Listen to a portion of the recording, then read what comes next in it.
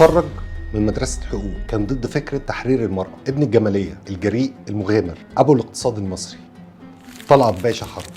اتولد طلعت باشا حرب سنة 1867 في منطقة قصر الشوق في حي الجمالية. درس واتخرج من مدرسة الحقوق سنة 1889، وبعد ما اتخرج اتعين كمترجم في القسم القضائي، واتدرج في الوظيفة لحد ما وصل لمنصب مدير الشركة العقارية المصرية. في مرة من المرات وهو قاعد في مكتبه لاحظ حاجة غريبة جدا، إن الأجانب مسيطرين على كل الأسهم، وإن المصريين لا يملكوا أي أسهم.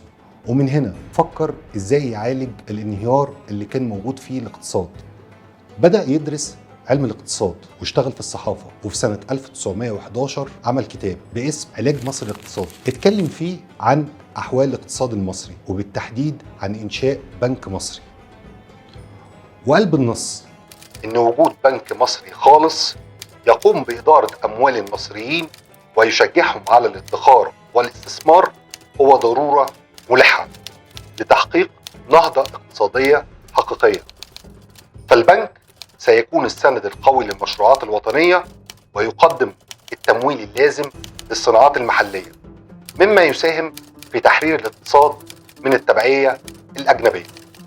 وفي سنة 1920 نجح طلعت باشا حرب في إنشاء بنك مصر، وأسس أكتر من 15 شركة: طيران، تحضيرات طبية، سياحة، تأمين، كل حاجة. وفي سنة 1939 اتعرض البنك لأزمة بسبب الحرب العالمية الثانية ومطالبة المودعين بأموالهم من بنك مصر. ساعتها اتقدم البنك الأهلي المصري وقدم عرض بتقديم قرض لبنك مصر، بس كان ليهم شرط، إن طلعت باشا حرب يقدم استقالته.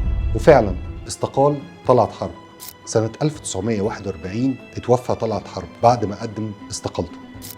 في النهاية، هل تفتكر إن في تشابه ما بين الأزمة اللي اتعرض ليها طلعت باشا حرب وأجبرته على الاستقالة بسبب سياسة بعض الدول في صناعة الأزمات والحروب، وبين الأزمة الحالية اللي بيمر بيها العالم كله؟ هل تفتكر إن التاريخ بيعيد نفسه؟